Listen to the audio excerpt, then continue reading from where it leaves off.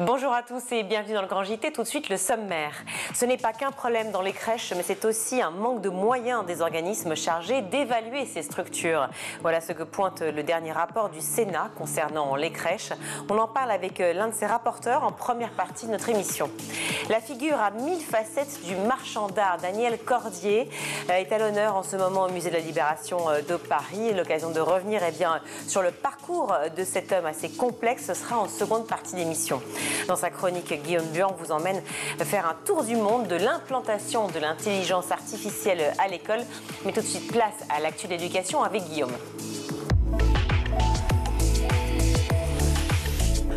Bonsoir Guillaume. Bonsoir Virginie, bonsoir à tous. À la une, ce rapport choc de la commission d'enquête parlementaire sur les conditions d'accueil des enfants placés. Une année de travaux, plus de 60 auditions avec un bilan sans appel.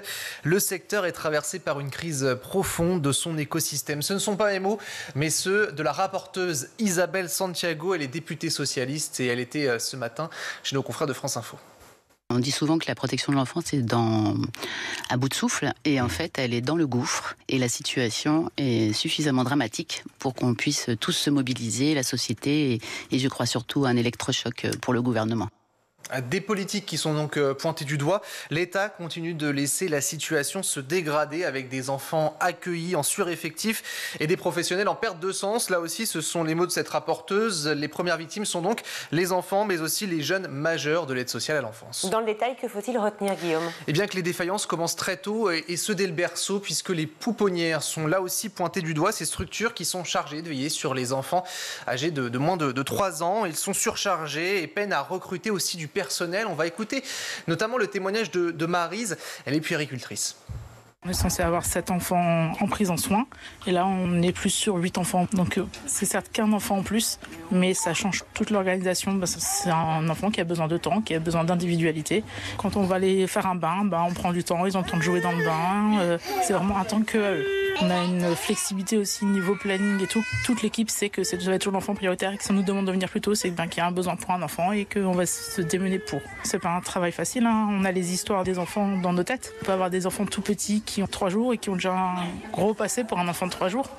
Alors en France, le taux moyen d'occupation des pouponnières, 108%. Plus d'un établissement sur 8 se situe au-delà des seuils réglementaires de 6 berceaux par chambre selon les députés. Alors comment est-ce qu'on peut expliquer ce phénomène ? Écoutez Clément Mess, il est directeur de cette pouponnière justement à Strasbourg. Il arrive très régulièrement que des parents soient dépassés, épuisés par des prises en charge de bébés qui ont des troubles du comportement massif, troubles du spectre autistique et ils n'en peuvent plus et demandent de l'aide. On n'est plus sur des enfants type DAS, comme on pouvait le dire, avec des difficultés sociales ou économiques des familles, mais on est sur un panel très large avec une forte poussée des enfants avec des difficultés neuronales et du développement. Alors face à ce constat pour Isabelle Santiago, il faut tout simplement un électrochoc.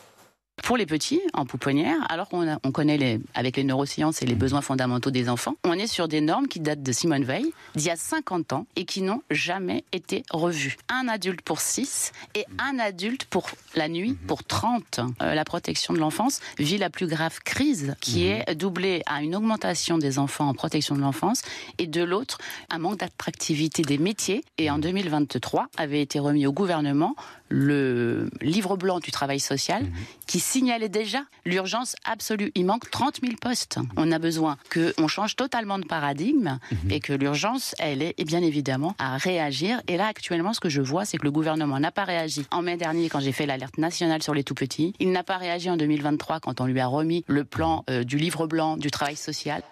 Alors, autre inquiétude également mise en lumière par ce rapport, la hausse du recours à des organismes privés à but lucratif, mais aussi la présence de l'intérim, ce que déplore une nouvelle fois la rapporteuse. Le manque de postes a amené l'intérim à se glisser dans cette dimension de la protection de l'enfance. Et dans le rapport, je le dis, c'est juste le secteur sur lequel il ne faut absolument pas que le privé entre. On a eu la question des EHPAD, on a eu la question des crèches. Il ne faut pas absolument que la protection de l'enfance, qui est encore plus fermée, puisque ces enfants n'ont pas de visite par conséquence, puisque du coup, on ne vient pas les visiter dans la journée. Il faut absolument que ce soit interdit. En pouponnière, vous avez parfois de l'intérim et donc des visages. Les enfants ont besoin de besoins affectifs et de repères, et ils ne les ont pas. Enfin, sur la prostitution, cette fois-ci au sein de l'ASE, cela concerne 15 000 mineurs qui sont suivis par ces services. Guillaume, quelles sont les solutions apportées par le gouvernement et le rapporteur? Alors, on va écouter la rapporteure dans quelques instants, mais on a une interview dans Libération, c'était dimanche, de Catherine Vautrin, la ministre des Familles et de la Santé. Elle souhaite des actions pour éviter en amont que des enfants soient contraints à être placés, notamment avec un plan ciblé pour accompagner la parentalité et réfléchir là aussi aux conditions d'adoption et ainsi accroître les chances de ces jeunes de trouver une famille. Sur l'avenir, à présent, l'objectif de la ministre est de travailler avec les entreprises mais aussi les associations sur 4 volets, le mentorat, l'accès au stage, le soutien aux études et la culture. Elle souhaite également reconstituer un vivier d'assistants familiaux, notamment en leur permettant, quand c'est possible, d'exercer un autre métier en parallèle, ce qu'explique justement la rapporteuse ce matin.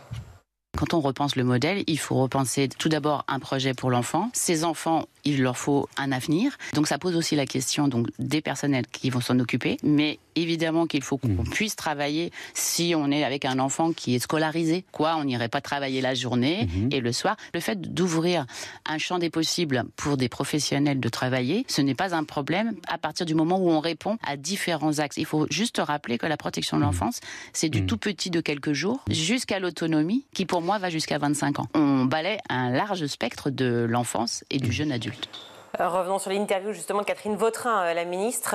Le mandat de la commission sur les violences sexuelles faites aux enfants est étendu jusqu'en octobre 2026. C'était un souhait des membres justement de l'association. Toutefois, dans un communiqué, ces derniers alertent sur le fait que l'absence des moyens humains limitera ces actions. La ministre a annoncé l'ouverture de 25 nouvelles unités d'accueil pédiatrique pour l'enfance en danger cette année, alors que la Civis demande leur extension sur l'ensemble du territoire. La commission appelle également à déclarer imprescriptibles les viols et agressions sexuelles commis contre les enfants et à une mise en œuvre effective de l'éducation justement à la vie affective et sexuelle dans les établissements scolaires. Initialement, le mandat de la Civis courait jusqu'en octobre de cette année. À Vaux-en-Velin, dans la banlieue de Lyon, un jeune de 19 ans est mort après avoir été atteint par au moins une balle. Et ce, malgré les tentatives de réanimation prodiguées par les pompiers. Il est décédé sur place, un événement qui s'est déroulé au niveau du chemin des Barques où un point de deal avait été démantelé il y a quelques mois de cela et à proximité également d'une école maternelle élémentaire. Les élèves ont dû être confinés pendant au moins 1 heure. Écoutez justement la maire de la ville. Il y a eu beaucoup de sang-froid et de professionnalisme, et je tiens à saluer d'abord les agents de la ville. Les agents de la ville ont tout de suite mis en place un confinement. Il y a des entraînements réguliers avec nos agents et les enseignants, donc ils ont eu la bonne réaction tout de suite. Donc en réalité, les enfants n'ont pas été inquiets. Mais le périmètre de l'école lui-même a été bien sécurisé, bien confiné, et un sang-froid exceptionnel de l'ensemble des agents de la ville et des enseignants qui n'ont pas paniqué. Alors, selon plusieurs sources, l'hypothèse d'un meurtre sur fond de trafic de drogue est tout simplement privilégiée. La préfecture a annoncé d'ailleurs des renforts de police et ce, sur une longue durée. Enfin, à quelques jours du Salon du Livre à Paris, cette question, sommes-nous toujours des lecteurs? Eh bien, la réponse est non. C'est ce que révèle effectivement une étude commandée par le Centre national du livre. Plus d'un Français sur 2 se déclare en effet un lecteur régulier. C'est toutefois 5 points de moins qu'il y a 1 an et c'est un niveau au plus bas depuis 2015. Les raisons justement de ce délaissement des bouquins, des livres, pas le temps, d'autres loisirs, autre chose que des livres ou encore certaines personnes interrogées estiment qu'ils n'arrivent pas à se concentrer. La lecture intéresse toutefois davantage les femmes, 66% d'entre elles, et l'autre enseignement, c'est qu'entre 35 et 49 ans, on lit moins et c'est après 65 ans qu'on lit davantage. Et parmi les livres plébiscités, il y a les mangas ou encore les comics chez les moins de 25 ans. Et puis, dernier enseignement et pas des moindres, c'est qu'on lit davantage sur les tablettes que sur le livre papier. Donc les tablettes cartonnent en ce moment. Merci beaucoup Guillaume. Des alertes qui se multiplient au sein des groupes en charge de la petite enfance, des groupes privés, depuis la déflagration du livre Enquête de Victor Castanet. Eh bien, les derniers rapports de l'IGAS sont clairs. La mission d'information du Sénat à ce sujet a procédé à plus d'une 30aine d'auditions. On va en parler avec l'une des sénatrices qui est chargée de ce rapport. Laurence Muller-Braun, bonjour. Bonjour. Merci d'être avec nous, Madame la Sénatrice. La semaine dernière s'est ouvert le procès de cet ex-salarié du groupe People and Baby, une crèche privée accusée d'avoir intoxiqué très gravement un enfant au Destop. Les drames qu'on lit de plus en plus régulièrement, malheureusement. Est-ce la raison pour laquelle, notamment, le Sénat s'est emparé du sujet des crèches privées à but lucratif ? Oui, c'est une des raisons. Et puis, la parution du livre Les Ogres de Castanet, que nous avons d'ailleurs auditionné en commission des affaires sociales du Sénat, ce sont deux éléments qui ont fait que la commission des affaires sociales s'est emparée de ce sujet, en se disant qu'il y avait véritablement un problème. Une urgence, effectivement. Vous en avez discuté aussi avec vos collègues députés de l'Assemblée ? Non. Pas vraiment, non. Parce que l'Assemblée s'était également emparée du sujet l'année dernière en lançant une commission d'enquête sur le modèle de financement des structures d'accueil. Une commission qui a abouti, on le sait, à l'ouverture d'une information judiciaire pour parjure à l'encontre d'Aurore Berger, qui était ex-ministre des Familles à l'époque, suite aux révélations, vous l'avez dit, de ce livre Les Ogres. Quelle résonance cela a eu lorsque vous avez écouté le témoignage de Victor Castanet au Sénat ? En fait, on avait déjà eu de telles approches avec les EHPAD. Vous voyez, ça nous a la résonance était la même que le détournement de l'argent public dans le cadre de l'accueil des personnes âgées.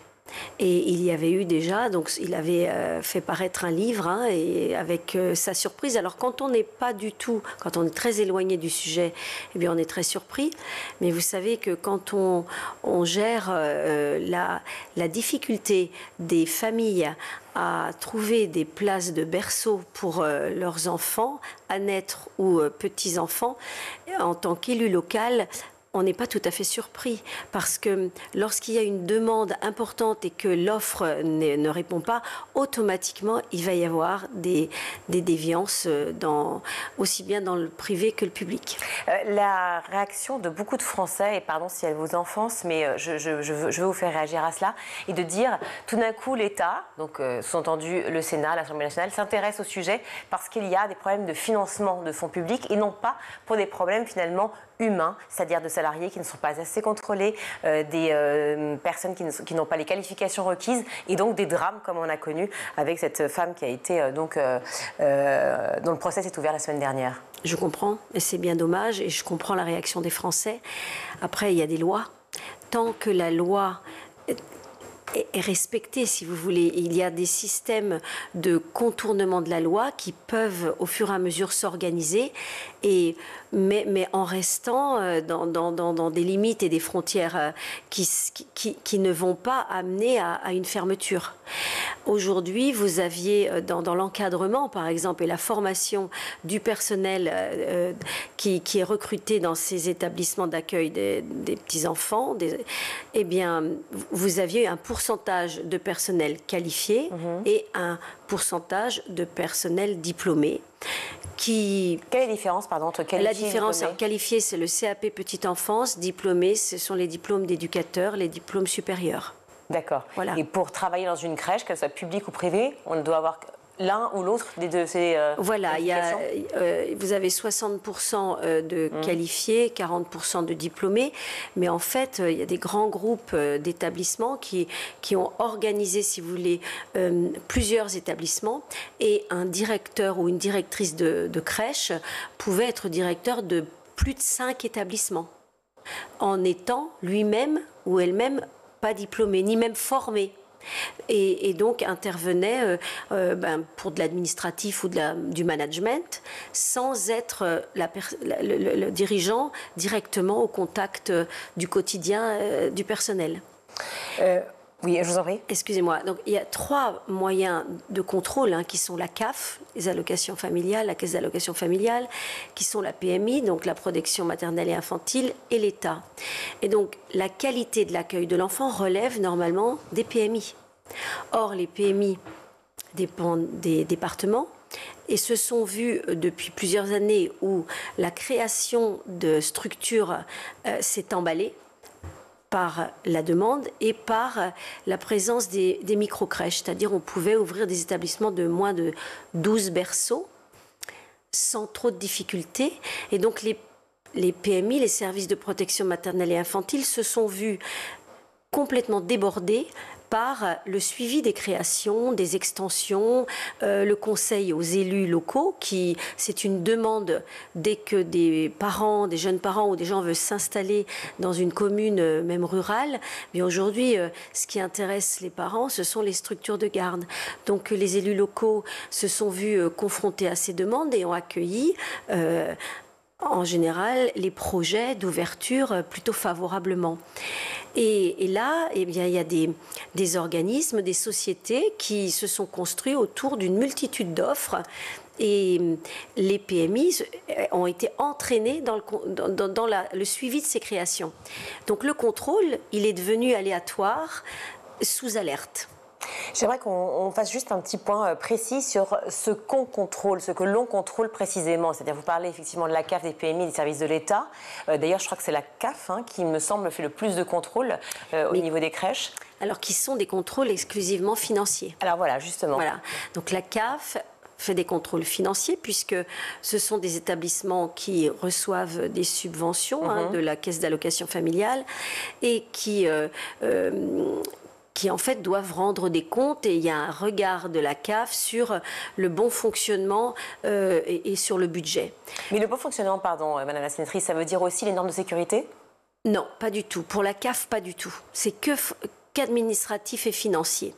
Et là, c'est vrai que quand nous avons auditionné la CAF, il y a quand même des signes qui auraient pu attirer l'attention de la CAF. C'est par exemple quand les dépenses d'alimentation sont très basses. Oui, en deçà, effectivement, d'une moyenne qu'on retrouve sur d'autres établissements.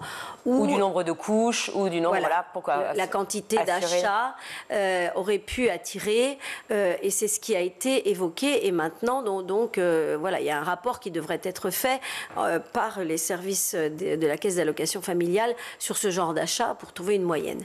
Il y a aussi les prix des berceaux. Vous savez, un berceau, on sait que ça coûte entre 18 000 et 25 000 euros, ça dépend où on est situé. Et il y a quand même des groupes qui ont fait des offres à des collectivités à 5 000 euros.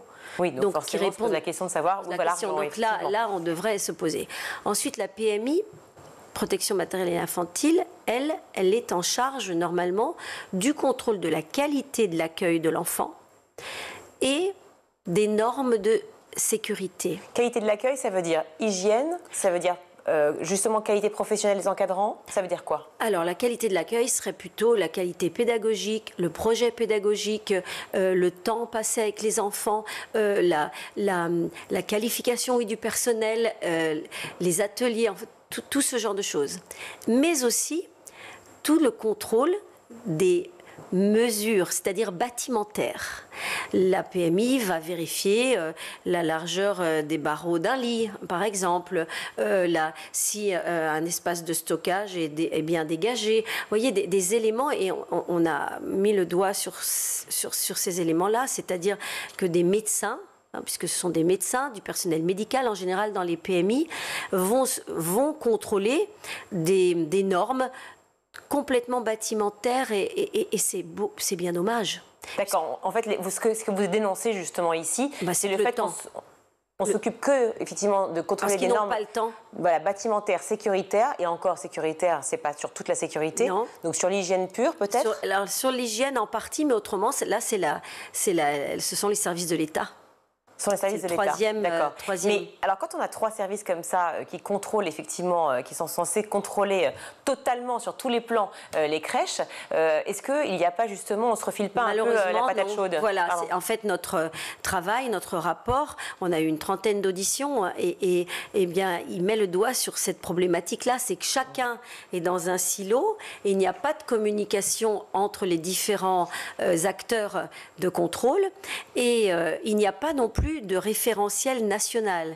Donc c'est une des préconisations que nous avons rédigées, c'est-à-dire il faut une plateforme au niveau national pour que les PMI puissent mettre leur rapport, et que ça puisse être utilisé par tous les départements, par tout le territoire, puisqu'elles peuvent souligner un problème avec un partenaire, avec un exploitant qui pourrait attirer l'attention d'une ouverture quelque part et dire attention, là il y a des pratiques qui ne sont à surveiller.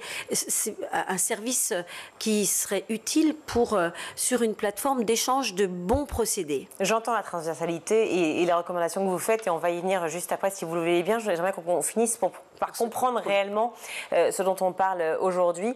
Vous pointez dans votre rapport le manque d'effectifs aussi. Oui. Vous le dites vous-même, hein, effectivement, davantage de crèches qui sont aussi construites à la demande des familles. Oui, à la demande des familles et des élus, voilà. Donc des ouvertures.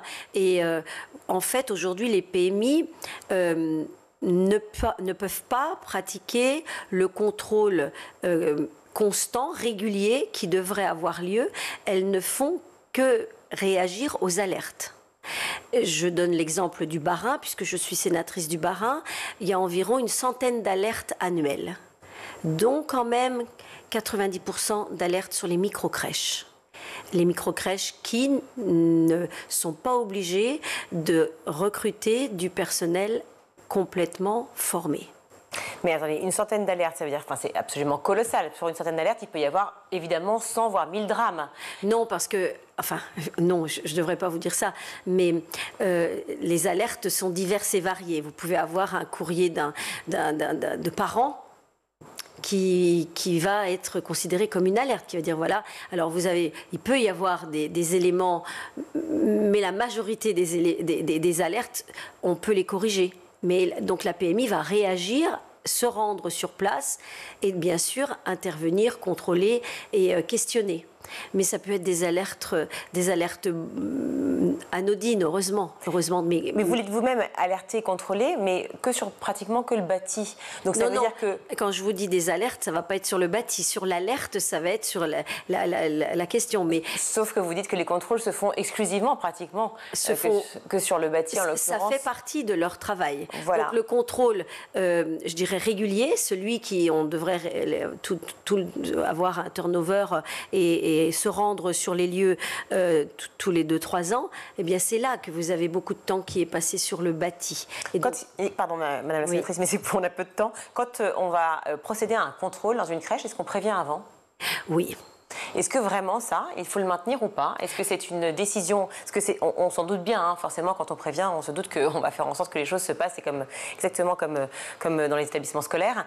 Réellement, notamment par rapport à la compétence et à la professionnalisation de ces postes-là, qui sont des postes essentiels, on s'en doute bien, avec des tout petits bébés, est-ce que réellement le contrôle peut se faire en toute logique et normalement ? Alors, nous avons entendu lors de nos auditions des syndicats aussi qui expliquaient qu'en général, le personnel avait très peu de contact avec la PMI lorsqu'elle arrivait, faisait un tour des lieux et après, les échanges avaient lieu avec la direction dans un bureau. Donc, bien sûr, ces éléments-là doivent être corrigés. Il faut vraiment prendre du temps avec le personnel qui est au contact des enfants, les écouter, les entendre et le fait de prévenir d'un contrôle, il y a des limites. Donc, si on veut un contrôle efficace, il devrait bien sûr sans doute ne pas être annoncé. Le cœur de ce rapport quand même pointe, évidemment les défaillances effectivement de manière générale, on vient d'en parler à l'instant, mais aussi un manque de moyens des organismes de contrôle justement. Oui. Alors comment s'en sortir puisque pas de contrôle pour évaluer ces lieux parce que les organismes n'ont eux-mêmes pas de moyens. Comment on fait ? Alors, les organismes n'ont eux-mêmes pas de moyens, c'est-à-dire la PMI surtout, des départements. Alors, on a envisagé dans nos préconisations de sortir tout ce qui est bâtimentaire du contrôle des PMI et de le faire effectuer par des organismes extérieurs spécialisés dans tout ce qui est contrôle technique et de le faire financer à ce moment-là par tout ce qui est budget famille, au Conseil de la famille. Alors attendez, pour bien comprendre, organisme extérieur veut dire organisme public ou privé ? Non, privé. Organisme extérieur comme vous savez, tous les bureaux de contrôle, je ne donnerai pas d'exemple, mais tous les bureaux de contrôle qui vont faire un contrôle sur les bâtiments. Des organismes privés dont justement, pour les coûts justement, seront répartis sur les familles, à charge des familles ou à charge de l'État ? Non, à la charge de l'État. À la charge de l'État. Oui. D'accord, ça c'est une recommandation. Et là, vous pensez être suivi par le groupe sénatorial, par tous les sénateurs ? Ah oui, nous, là si vous voulez, c'est un rapport qui a été évoqué au niveau aussi du ministère et qui est en accord. On pense être suivi s'il y a une proposition de loi qui suit, et ça devrait être le cas. Je crois qu'on est tous en phase, et les autres sénateurs, c'est assez transversal. Là, nous étions 3 sénateurs de différents partis politiques qui étaient tout à fait en accord sur les mesures à mettre en place. Ce rapport met en avant également beaucoup de disparités en fonction des territoires, on le sait, et c'est valable aussi dans tous les domaines de l'éducation, on en parle beaucoup ici. Je vais citer, si vous le voulez bien, justement, un des sénateurs, Olivier Henno, qui fait partie, qui est co-rapporteur. Une interprétation des règles très variables entre les départements, voire en fonction des contrôleurs, entraîne parfois des impacts opérationnels importants pour les gestionnaires. Une structure s'est vue obligée de changer tous ces matelas au prétexte qu'ils n'étaient pas, je cite, assez fermes. Voilà la situation dans laquelle vous pouvez vous retrouver. Voilà, tout à fait. Donc, nous avons pointé aussi ce genre d'excès. Et l'idée aujourd'hui, c'est d'avoir un référencement national, c'est-à-dire des règles nationales, ce qui n'existe pas du tout aujourd'hui. Donc, des règles pour tout le monde les mêmes, pour les petites et grandes structures, et aussi pour le public et le privé, sur lesquels pourront se fier les porteurs de projets. Et aussi les contrôles. Les organismes de contrôle, est-ce qu'il y en a encore davantage? Est-ce qu'il faut en créer davantage, peut-être privés pour le coup Alors des organismes de contrôle, il en existe. Il faut qu'ils se forment sur ce genre de contrôle. Mais ils sont habitués au bâtimentaire, ils sont habitués, donc ça ne devrait pas poser de problème. Alors sur le bâtimentaire, certes, mais voilà. Alors pour les PMI, mais on devrait leur libérer du temps. On devrait leur libérer du temps. Le but, c'est de leur libérer du temps pour pouvoir mieux être à l'écoute de la qualité de l'accueil. Et aussi identifier, lorsqu'il y a des problèmes, passer plus de temps sur les structures. Comment rassurer les familles dans un contexte, on le sait, de réarmement démographique? En tout cas, c'est la volonté du président. Oui, c'est ça, exactement. Je vous lève les yeux au ciel. On est tous un peu, quoi par rapport à cette situation? En tout cas, comment faire pour rassurer, du moins, les familles qui ont des enfants aujourd'hui dans des crèches? Alors, le fait de vouloir mieux encadrer la formation, c'est important. On a vu, là, le décret est sorti la semaine dernière, donc qui va demander à ce que le personnel soit mieux formé, diplômé, et qui va aussi procéder à une valorisation des acquis.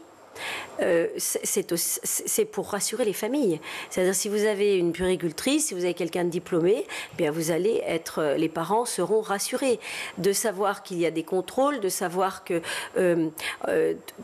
tout l'ensemble de la filière va être restructuré. Je pense que ça rassure les familles. Vous pourriez aller jusqu'à un label, peut-être? Ça a été imaginé aussi, c'est une des préconisations, de labelliser les lieux qui répondent à toutes les exigences demandées. Oui, parce que vous le savez, peut-être comme moi, mais quand on arrive dans une crèche, on ne va pas demander les qualifications des différentes personnes qui s'en occupent. On leur sourit, on leur dit merci de s'occuper de nos enfants. Donc, comment être vraiment rassurés? Aujourd'hui, je dis rassurés parce que les gens concernés sont à l'écoute et sont en attente. Donc, c'est aujourd'hui très médiatisé. Dans quelques années, on parlera plus de toute cette période un peu, voilà, normalement, et le label ou une certification sera bienvenue. Et une façon aussi de mettre en avant tous ceux qui travaillent formidablement bien dans ces endroits-là et qui se sentent un peu épiés et montrés du doigt. Il ne faut pas oublier de préciser que dans la majorité des cas, ça se passe bien, qu'on a vraiment face à nous du personnel dévoué, bienveillant et qui souffre là de ce qui s'est passé et qui ne demande que la réglementation. Merci beaucoup, Madame la sénatrice, d'être venue sur le plateau du Grand JT, Laurence Muller-Brand. Merci beaucoup. On va marquer une courte pause, on se retrouve tout de suite.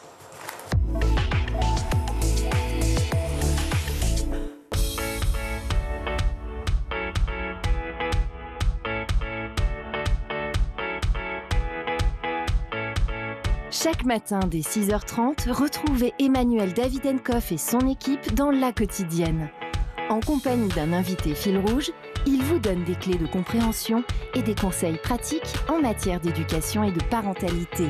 C'est important d'adopter des mesures hygiéno-diététiques, c'est important de savoir bien manger, de bien s'hydrater, d'avoir un bon sommeil. À partir de 9h, Patrice Boisfer prend le relais dans le MAG. Au cœur des territoires, la parole est donnée aux élus et aux élèves qui font bouger l'éducation partout en France. Je voyais pas énormément de jeunes, je ne me reconnaissais pas énormément dans les listes parce qu'il n'y avait pas de jeunes, il n'y avait pas de sportifs et je me suis dit pourquoi la politique ça touche que certaines personnes. À 12h30, School TV vous ouvre les portes de l'école du futur. Avec son équipe de chroniqueurs, Philippine Dolbeau met en lumière des acteurs engagés et des innovations pédagogiques qui façonnent l'école de demain. L'usage qu'on peut faire d'un téléphone et celui d'un ordinateur est complètement différent. Sur l'ordinateur, on parle bien d'un usage pédagogique. Pour le cours, le téléphone, on aborde plutôt la question des réseaux sociaux et je ne pense pas que les enseignants prônent d'utiliser TikTok ou YouTube. Tous les soirs à 20h30, dans le grand JT de l'éducation, Virginie Guillaume fait le point sur l'actualité du jour. Politiques et acteurs de l'éducation se questionnent sur l'avenir de nos enfants à l'école.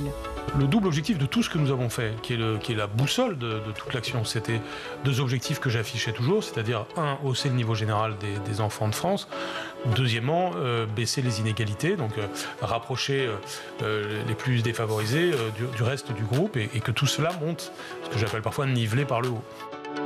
Chaque samedi et chaque dimanche, Malika Ménard reçoit une personnalité qui raconte ses souvenirs d'écolier et dévoile sa vision de l'école d'aujourd'hui et de demain. L'amour devrait être enseigné à l'école, l'empathie devrait être enseignée à l'école, la vraie éducation civique, l'amour de l'autre, l'amour des plantes, le respect de l'environnement profond, l'alimentation vraie, ça devrait être enseigné à l'école. School TV, imaginons ensemble l'école de demain.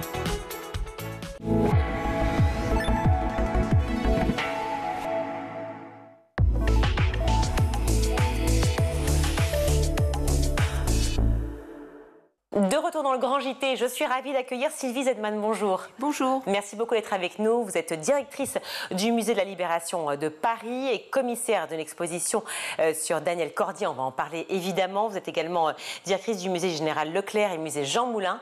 Merci d'être avec nous. Daniel Cordier, je disais, Daniel Cordier, un homme extrêmement complexe et peut-être peu connu du grand public, un homme particulièrement engagé, des engagements un peu étonnants, voire même contraires. J'aimerais peut-être dire un petit mot. Il était quand même dans l'Action française au début, puis tout d'un coup, il rejoint, c'est ça, la libération en tout cas, le gaullisme, donc la résistance. Comment il est passé effectivement d'un extrême à l'autre, si je puis dire? Eh bien, lui-même l'a dit. Pour lui, c'est Pétain qui a fait de lui un résistant. C'est parfaitement intéressant. Et justement, pour notre propos, pour le propos du musée, c'est quand même très intéressant de pouvoir dire que quelqu'un qui avait des engagements, c'était un tout jeune homme, il est né en 1920. Donc, quelqu'un qui avait des engagements idéologiques aussi forts dans l'Action française, qui était monarchiste, parce qu'il avait une famille qui le poussait à ça, un beau-père qui était très investi, eh bien, finalement, la guerre a modifié tout ça et il n'y a pas eu d'assignation sociale en quelque sorte. La guerre est venue percuter toute son idéologie, toutes ses idées et a fait de lui quelqu'un de différent. C'est la guerre réellement ou est-ce que c'est la figure du général de Gaulle et l'appel du 18 juin qui a joué? C'est un ensemble. Vous avez raison, c'est un ensemble. C'est d'abord l'appel de Pétain. C'est-à-dire que Pétain, le 17 juin 1940, alors qu'il vient d'être nommé Premier ministre, président du Conseil, Pétain demande tout de suite à déposer les armes pour négocier l'armistice.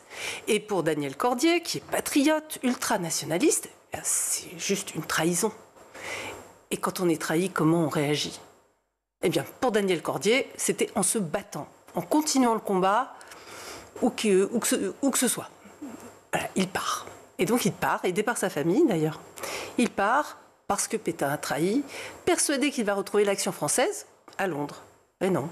Ah non, c'est une autre action qu'il retrouve, mais pas la même, celle des résistants effectivement menée par De Gaulle. Alors, il a une idée fixe, effectivement, se battre contre l'occupant allemand, hein, ça c'est clair, et il le dit, toujours quand même avec ce fond d'extrême droite qui est quand même là, latent, mais bon, il veut absolument intégrer les services secrets, et c'est ce qu'il fera assez rapidement. Exactement, c'est ce qu'on montre dans l'exposition.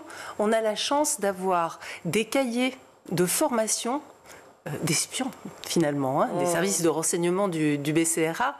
Et donc, on voit comment sont formés les services de renseignement. Et puis, on a tous les faux papiers. Les faux papiers, oui, ça c'est dingue, les faux papiers de Daniel Cordier. Et même sa légende.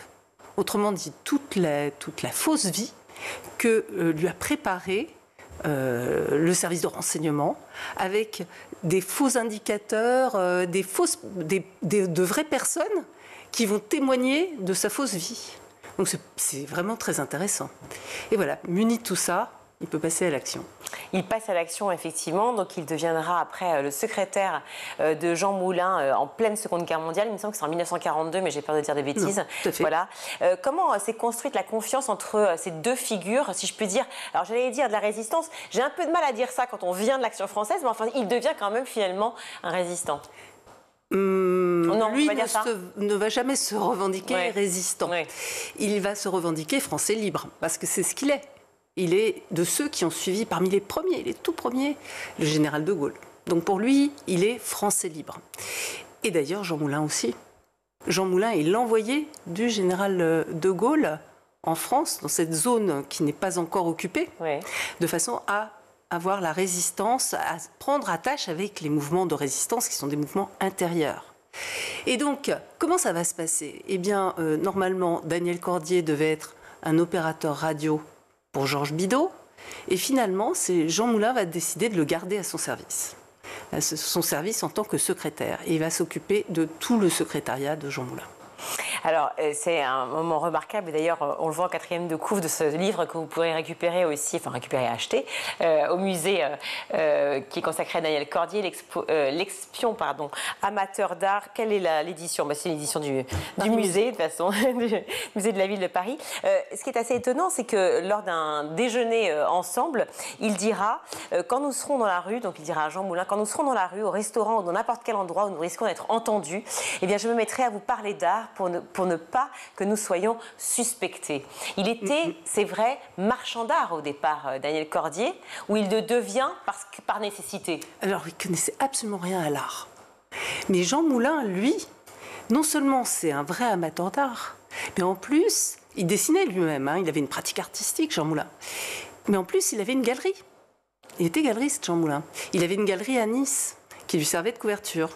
Donc c'est vraiment quelqu'un qui est dans le monde de l'art, alors que Daniel Cordier n'y connaît rien. Et donc, quand Jean Moulin, il ne connaît pas son identité, quand son patron lui parle d'art, lui, il ne comprend rien. Jusqu'au jour où Jean Moulin va lui offrir un livre d'art. Alors ça va peut-être pas être la révélation tout de suite, parce que lui, il dit lui-même, des reproductions en noir et blanc, c'est pas terrible. Mais quand Jean Moulin va être arrêté en juin 1943, donc Daniel Cordier va continuer à travailler pour la délégation et puis rechercher lui-même. Il va chercher à s'enfuir, à regagner l'Angleterre. Et là, il passera par l'Espagne. Et en Espagne, il se souviendra que Jean Moulin, enfin son patron, lui a dit quand cette guerre sera terminée, il faudra quand même qu'on aille voir le Prado.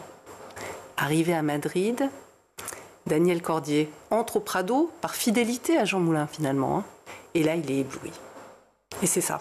Et c'est là que vraiment démarre son amour, enfin le fait qu'il devienne un vrai amateur d'art, puisqu'il va avoir une collection absolument remarquable d'œuvres. Je crois que même, effectivement, il devient un des plus grands donateurs, c'est ça, auprès des institutions publiques. Ça devient le grand donateur du Musée national d'art moderne. Parce qu'il a une très belle collection et surtout, Daniel Cordier est quelqu'un qui sait absolument ce qu'il faut. Et donc, il va pousser les portes du Musée national d'art moderne pour faire les donations qu'il juge nécessaires, lui. Daniel Cordier. Il va même, alors leur lien est extrêmement étroit avec Jean Moulin, et effectivement il va se battre pendant des années pour pouvoir réhabiliter la figure de l'homme, de Jean Moulin. Oui. Il va rester très fidèle en fait à son milieu de Français libre, les gens qu'il a croisés, qu'il a rencontrés pendant l'année qu'il a passé dans cette clandestinité dure. C'était vraiment dur d'être traqué par la police, d'être recherché. Et donc, ce qu'il va faire, c'est que quand un jour, sur un plateau de télévision, un ancien chef de mouvement de résistance va attaquer frontalement Jean Moulin en disant « mais Jean Moulin était finalement un crypto-communiste. » Daniel Cordier va être très choqué et il va avoir un seul argument. Il va dire mais s'il était crypto-communiste, pourquoi m'a-t-il choisi moi qui étais Action française comme secrétaire? Est-ce qu'il le savait? Il le savait, Jean Moulin, parce que Jean Moulin a fait parler Daniel Cordier. Et donc, le chef du mouvement de résistance, Henri Freinet, qui incriminait Jean Moulin, va répondre à Daniel Cordier, mais vous n'étiez rien, vous étiez l'intendance. Et là, à partir de là, Daniel Cordier va se dire, mais je ne peux pas laisser la figure de Jean Moulin salie comme ça. Et il va entamer des recherches, des années et des années de recherches pour publier une somme biographique très fournie sur Jean Moulin. Alors cette exposition, donc on l'a compris, effectivement retrace ce parcours extraordinaire, la vie de cet homme, Daniel Cordier, qui est peu connu, et bien entendu derrière cela, la Seconde Guerre mondiale, la résistance, en tout cas le gaullisme et effectivement cette France libre. Qu'est-ce qu'on va y voir? Vous avez parlé de faux papiers, de documents évidemment inédits, de cette légende, identité de couverture, une écharpe de camouflage, je crois. Oui, celle de Daniel Cordier. Son écharpe de camouflage, on a aussi sa cantine, c'est-à-dire sa malle, qui a marqué le lieutenant Cordier. Et puis surtout, ce qu'on a souhaité montrer, c'est la diversité des œuvres dont il a fait don au Musée national d'art moderne. Et donc, le musée Beaubourg, le centre Beaubourg, nous a prêté des œuvres qui proviennent de la collection de Daniel Cordier. Ils ont bien fait de fermer à ce moment-là. Vous avez profité de toutes ces œuvres. Marcel Duchamp, Jean Dubuffet, Henri Michaud, c'est ça? Enfin, c'est extraordinaire. Oui. Et des grands talents moins connus, comme Réquichot, comme Dado. Enfin, c'est vraiment, c'est à voir. C'est à voir, évidemment. On y trouve aussi des animations graphiques, des témoignages de Daniel Cordier. Donc ça veut dire des témoignages audiovisuels, Oui, parce qu'on a souhaité que Daniel Cordier soit présent dans cette exposition qui est consacrée à sa vie. Donc on a créé des petites vidéos graphiques où il intervient, en fait, en quelque sorte, et il donne les explications et les clés de compréhension de son parcours. Cette exposition, elle est à retrouver jusqu'à quand? Jusqu'au 13 juillet. 13 juillet, voilà, au Musée de la Libération de Paris, dont vous êtes la commissaire, Sylvie Zenman. Merci mille fois d'être venue sur le plateau du Grand JT pour nous raconter l'histoire de cet homme, l'espion amateur d'art, Daniel Cordier, un homme peu connu, mais dont l'histoire est absolument incroyable. Vraiment, une histoire tout à fait étonnante. Je rappelle que vous êtes directrice du Musée de la Libération de Paris, également Musée Général Leclerc et Musée Jean Moulin. Merci. Merci à vous. On va tout de suite retrouver Guillaume Buan pour sa chronique. Guillaume, c'est un tour du monde que vous nous proposez aujourd'hui. L'intelligence artificielle se généralise à la fois pour remplacer les professeurs ou alors peut-être pour être enseigné, et ce dès le plus jeune âge dans les écoles. C'est le cas notamment en Chine, où apparemment ils ne souhaitent pas perdre de temps. Cette année, en fait, toutes les écoles primaires et secondaires de Pékin vont mettre en place des cours sur l'intelligence artificielle. Au moins 8 heures programmées sur l'année, et les écoles vont pouvoir les organiser comme elles le souhaitent, soit des cours indépendants, soit les intégrer directement à des matières comme la technologie de l'information ou encore les sciences. Alors, il y a un communiqué qui est paru en ce sens, je vais vous en lire les termes. On a l'impression d'être dans un film de science-fiction. Des méthodes d'enseignement innovantes seront donc introduites, utilisant des compagnons, c'est comme ça qu'on les appelle, de l'intelligence artificielle, des assistants de recherche IA ou encore d'autres agents intelligents pour faciliter l'apprentissage par dialogue humain machine. Donc peut-être que demain je vais disparaître et que vous allez échanger avec tout simplement une machine pour la prochaine chronique. Oh bah je serai une machine moi-même, ne vous inquiétez pas. Ça sera beau le dialogue. C'est sympa, répétitif.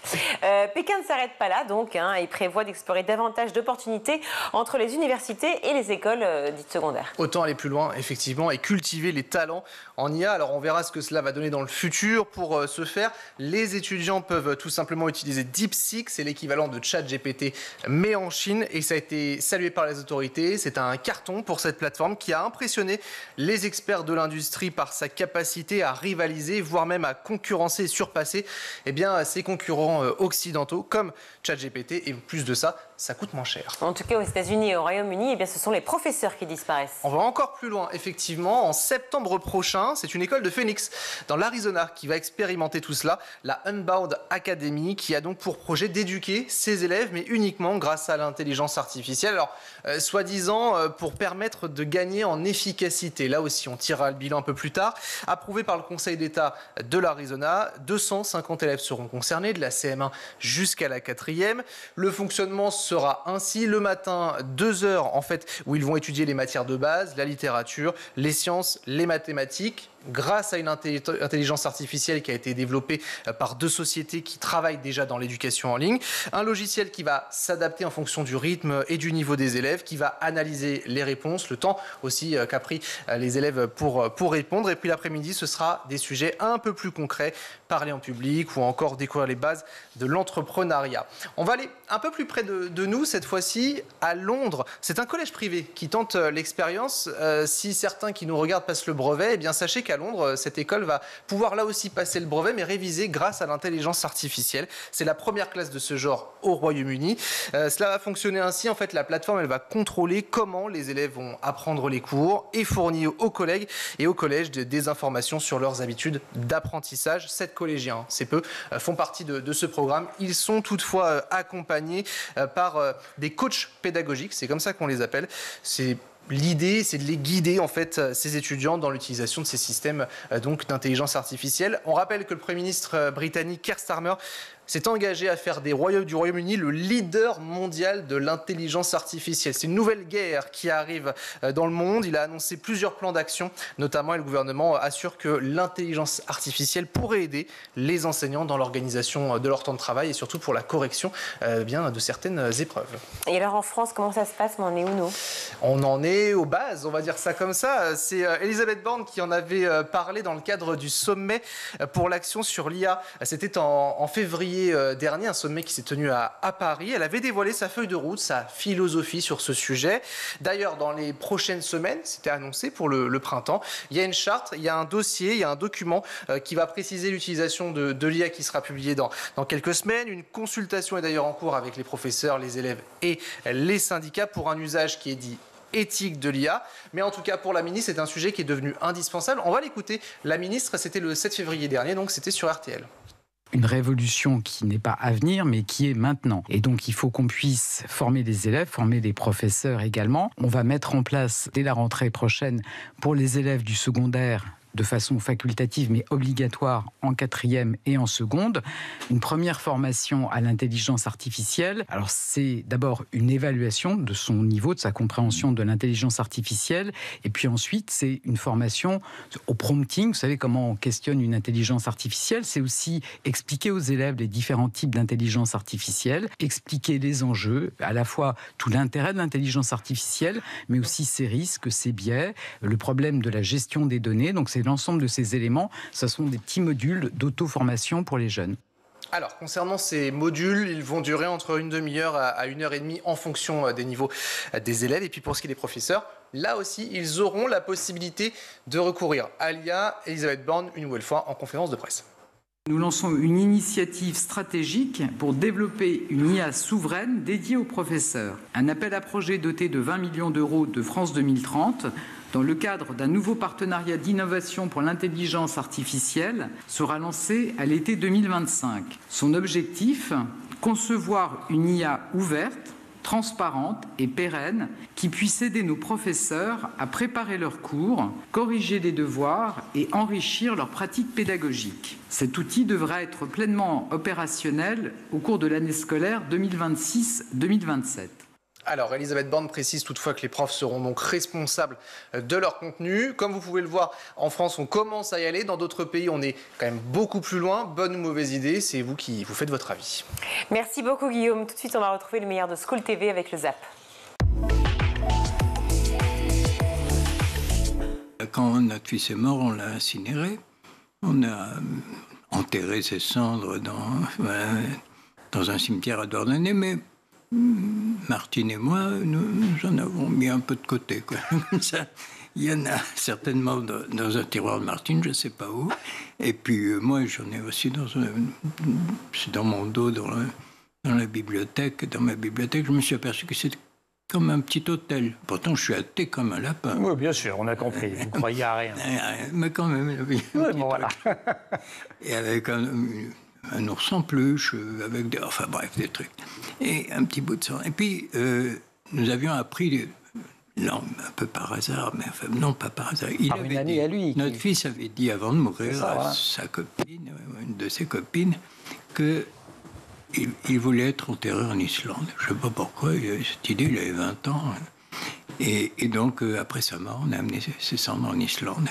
Vous choisissez un volcan au hasard. Tout à fait. Qui s'appelle on ne choisit pas même un volcan, on tombe sur un endroit qui nous semble très beau. Ouais.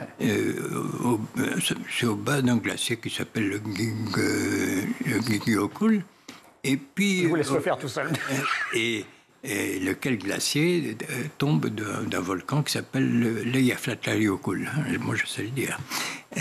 16 lettres, comme ça. Et j'ai appris qu'aux États-Unis, on dit le I-16. Le I-16, c'est plus simple. Et donc, on a trouvé l'endroit très beau, très fort, et puis on a déposé les cendres de notre fils là. Et 6 ans plus tard, ou 10 ans plus tard, ou 8 ans plus tard, je ne sais plus, voilà que le volcan explose. C'est le fameux volcan au nom imprononçable, sauf par Michel Rostin, qui a arrêté même la paralysé le trafic aérien pendant plusieurs jours ou plusieurs semaines. Et moi, et donc en fait, Lyon s'est répandu dans l'univers. Salut. Voilà. C'est pas j'y croyais pas. Salut. Ouais. La Coupe nationale des élèves citoyens, c'était la 9e édition, avec un thème, je sais Linda Latton, qui vous tient particulièrement à cœur, le droit au service de la paix. C'est-à-dire que nous organisons tous les 2 ans une coupe avec le ministère de l'Éducation, de la Justice et de l'Éducation nationale sur un thème très spécifique qui peut intéresser les élèves. Et la dernière fois, c'était l'intelligence artificielle, par exemple. Et là, on réfléchissait au thème qui pouvait intervenir cette année. Il faut savoir qu'on la prépare depuis 1 an. 1 an à l'avance, toujours. Et je proposais la paix. Dans un monde de tensions, de conflits, il m'est apparu qu'il fallait rappeler qu'on avait des raisons d'espérer. Et aussi et surtout des liens à cultiver. Donc on a proposé ce sujet à ces jeunes consciences que sont les élèves des collèges et lycées, qui sont les futurs citoyens de demain, pour qu'ils bâtissent leur futur, qu'ils réfléchissent à quelle société ils voudront vivre demain. On apprend notamment, là pour le coup, sans vraiment doute, j'ai envie de dire qu'Instagram et Snapchat restent les réseaux les plus utilisés par les 16-25 ans, avec respectivement 76 et 63% d'utilisation. Qu'est-ce que ces chiffres ils vous inspirent aujourd'hui quant à l'ancrage de ces plateformes dans les habitudes numériques de cette nouvelle génération ? Constate tout d'abord, c'est qu'en fait, les réseaux sociaux les plus populaires sont des réseaux sociaux qui sont vraiment liés à l'image et à la vidéo. On en parlait beaucoup ces dernières années, le fait qu'il fallait investir sur ces plateformes-là, que les jeunes consommaient beaucoup plus de vidéos, et là on constate vraiment que c'est l'hégémonie des plateformes vidéo. Par ailleurs, on parle des réseaux sociaux, mais il y a aussi YouTube qui reste le pionnier et le premier, la première plateforme la plus utilisée par les jeunes, puisque 77% des personnes que nous avons interrogées confirment s'y rendre régulièrement. Donc ça, c'est pour le panorama du top 3, mais ce qu'on constate aussi, c'est que globalement, tous les réseaux sociaux, quasiment à l'exception de LinkedIn et de Pinterest, baissent. Il y a un net recul d'ailleurs d'Instagram, puisque lors de notre précédente enquête en 2023, 90% des jeunes confirmaient utiliser Instagram. Aujourd'hui, on est à 76%, donc moins 14 points.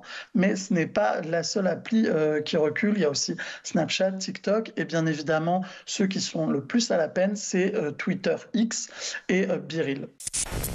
Qui, au XVIIIe siècle, et qui est considéré un peu comme un des ancêtres, des pères du droit pénal aujourd'hui, a dit « Quel peut être ce droit que les hommes s'attribuent de trucider leurs semblables ?» Vous avez une idée d'ailleurs, Michel Rostin ? Aucune. Moi non plus, j'avais aucune idée.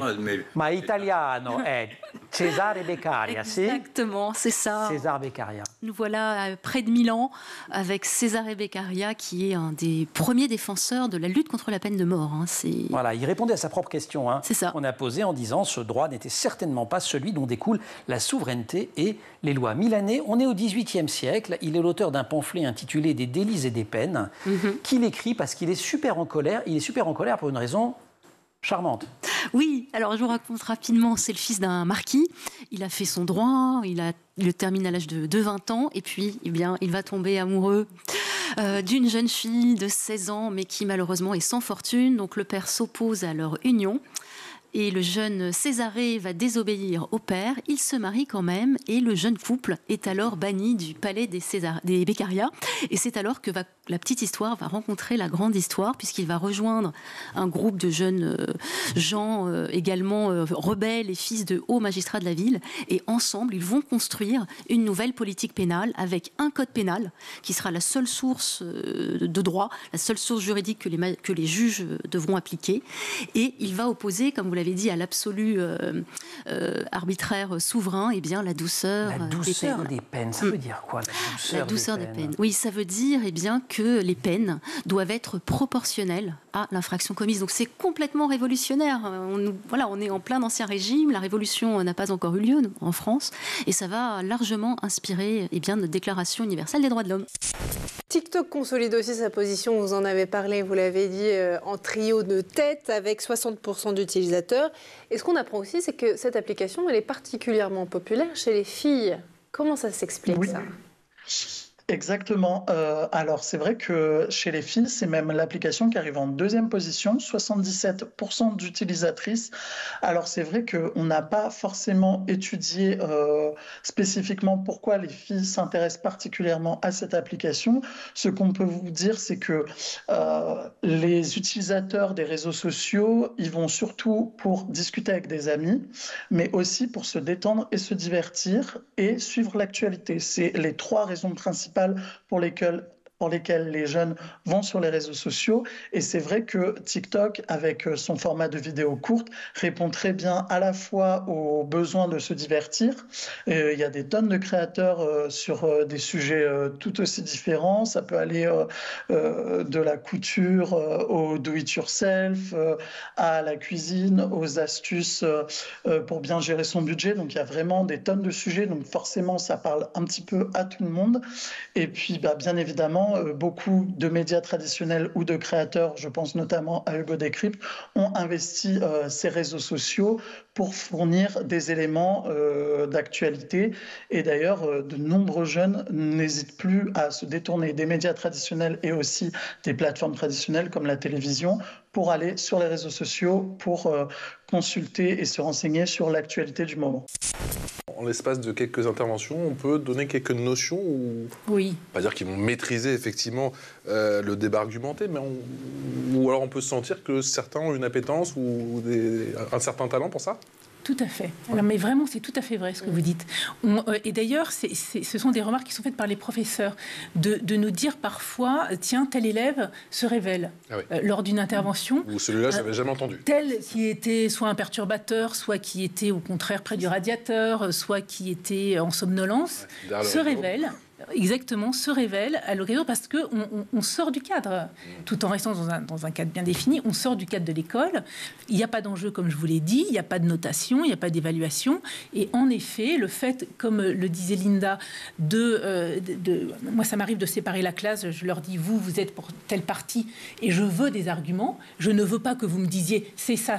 Non, ça ne m'intéresse pas. Je veux des arguments. Ouais. Donc, vous me... Pour convaincre. Voilà, pour convaincre. Et ils adorent. Et ils rentrent immédiatement dans le jeu.